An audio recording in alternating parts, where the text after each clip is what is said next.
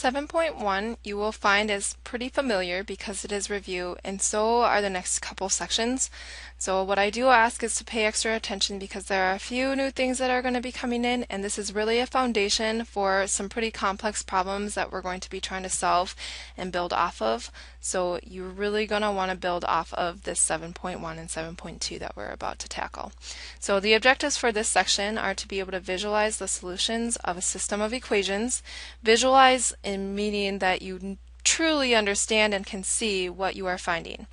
The other thing, objective 2, is to be focusing on these two methods of solving a system, substitution and graphing. And then finally, there's some weird things that can be happening as we do these processes of substitution and graphing. So please do understand these weird outcomes and know what they mean.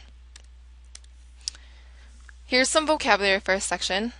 Equation, just a quick review, is a relationship between values. So we have been mostly looking at two variable equations, so an input and an output, mostly referred to as x and y. So the system of equations, we're just looking at more than one of these. The solution is really going to be the intersection because that is the point that makes both of these equations true. Alright, this is one of our objectives, to be able to solve a system by graphing. This is the first method that we're going to be looking at. So graph the equations is the first step. Once you graph them, you're going to find that intersection point. The other thing is we can always use y equals mx plus b as for linear. If you don't have linear, you can also use parent functions to help you out, parent functions and transformations. If you're completely at a loss, you're going to have to use an xy table. I went ahead and played this first one out for us. So here is an example of a system. You normally see a little bracket here that connects the two equations that's representing that this is a system. When I'm trying to solve for this, I am going to get these into y equals mx plus b form because I can see that they're linear, they're degree ones all around, so get them into y equals mx plus b. If you can remember that b is our y value of our y-intercept, there it is, 0, 4. And that our slope here is just 1, so rise 1, run 1, rise 1, run 1. If you can't remember that, then do an xy table. Okay, and you'll see that you get these points. You really only needed 2 to come up with a line. Take 2 points, connect them, continue on through them, you got your line. But I'm an overachiever apparently, and I did 3. So here's that. This second equation I also solved for y and got it into y equals mx plus b form. So there's my 0, -2 as my b indicates, and then rise 2, run 1, but otherwise you have that xy table. So what you can see here is that 6, 10 is where they intersect. Now note the flaws of graphing because here I didn't really space out perfectly. Alright, my lines aren't perfectly straight. So for sure get some grid paper and a ruler if you want to graph to solve these system of equations.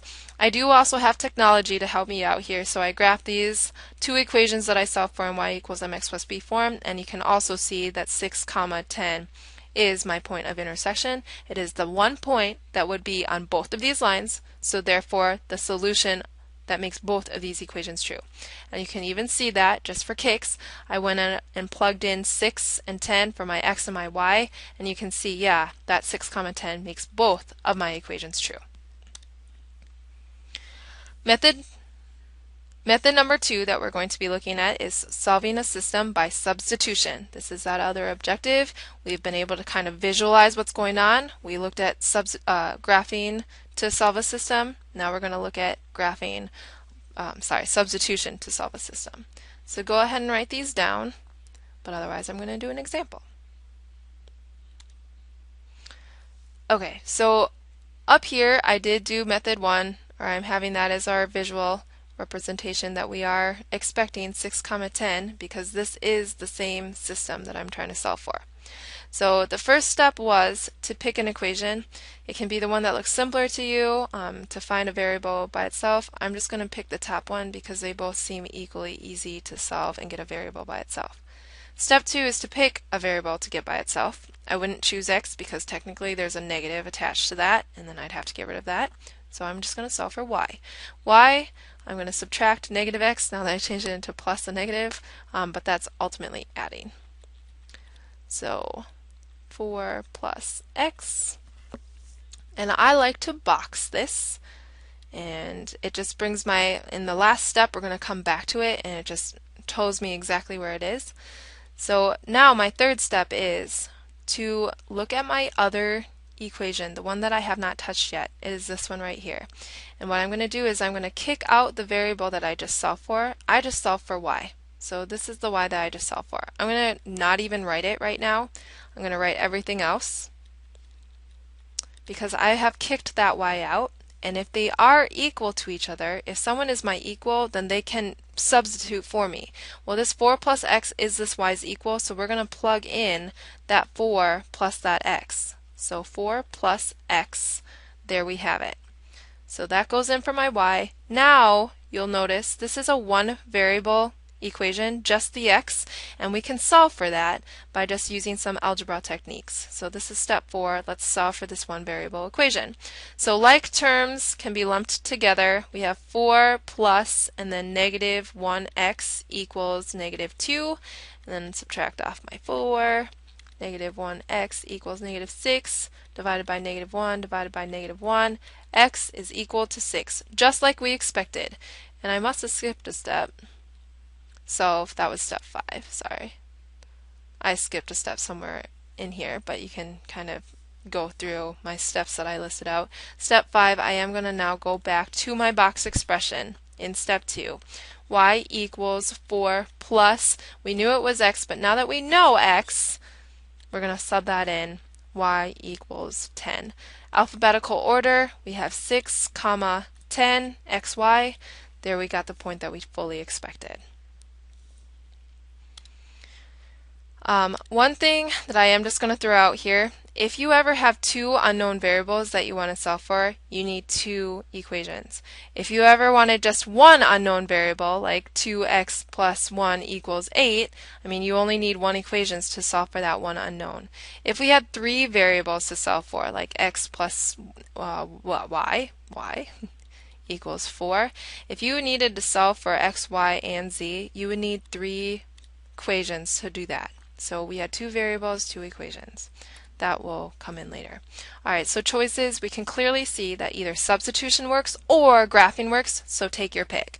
I would probably look at this and say, this looks a little bit high. We've seen the faults with graphing. Sometimes it's hard to see exactly where they intersect. So I would just use that substitution method. Take out that human error of not graphing perfect lines, and substitution is my pick. But maybe you prefer other things, especially if you have technology in your graphing calculators. You're certainly welcome to use those. But do understand how to get substitution for sure down. Alright, so we've established objectives 1 and 2 of this section to be able to visualize what we're doing.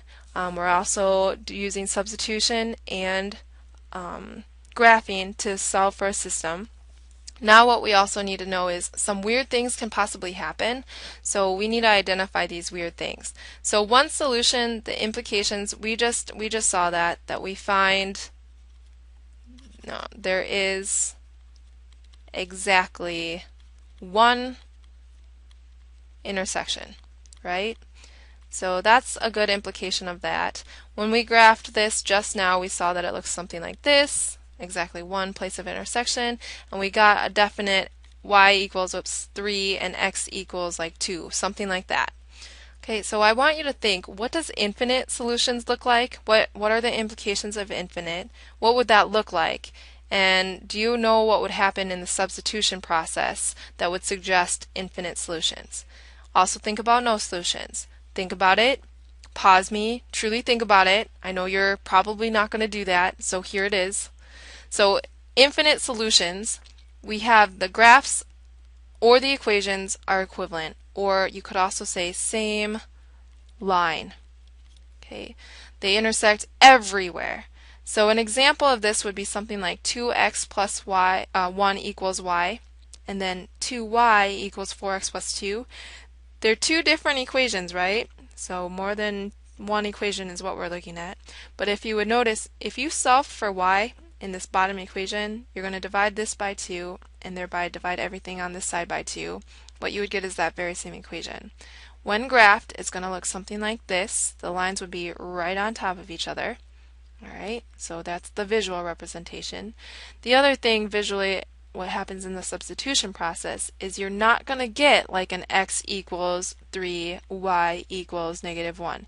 You're not going to get that nice kind of answer for those two variables. You're going to get this weird statement. It's going to be a true statement, but it's going to just be a weird statement of truth. Okay, so infinite solutions is what you would write if this were to happen in either of those two situations of either graphing or using substitution. No solution. No solutions means there are no points that lie on both of those lines. This is when we're going to have graphs or equations that are parallel or they never intersect. So I did go ahead, you can see here we have the same slope. So we know that they're increasing at the exact same rate, therefore they'll never have the opportunity to intersect. So this is what that would look like. And if you ever were to do the substitution method and came across something like this, it's again a weird, you don't get your x equals this, y equals this, you get this weird untrue statement. If this is to happen, you're to write no solutions because we're going to have two parallel lines. Alright, applications. We are going to be studying an application of these systems or of these particular systems, break-even point in production or manufacturing, or any business situation really. So a cost, all that is you're going to be looking at the initial cost plus the cost per unit. Add those all up together, you get your total cost. Revenue, it's going to be the sum of the money intake based on per unit sale value. So for however many units you sell times what you're selling it for, you're going to get your total revenue.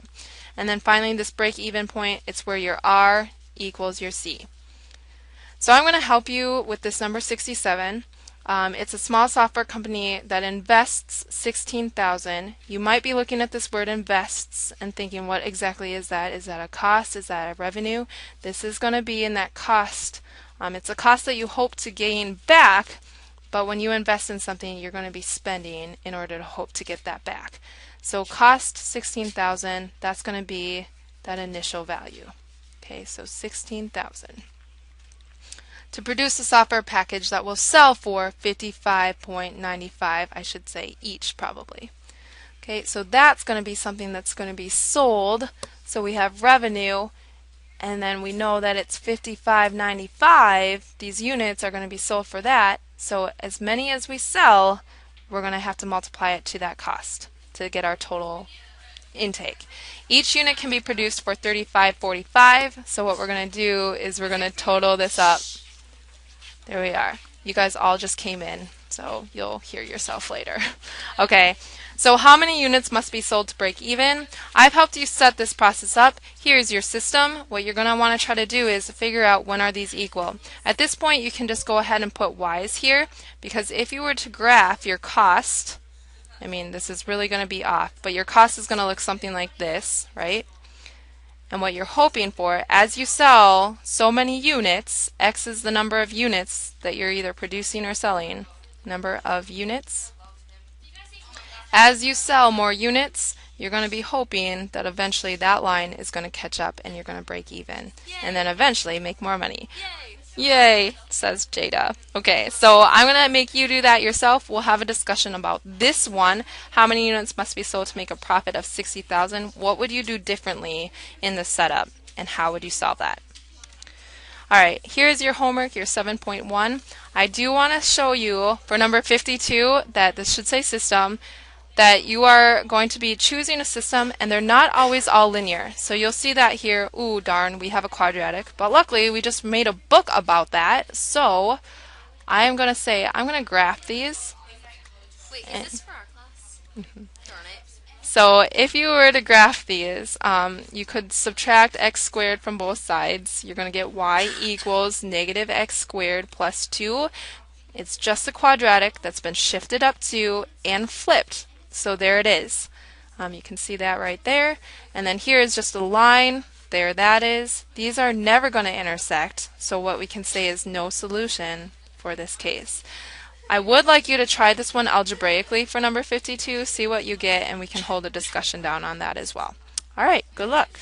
Just over 15 minutes. Yay!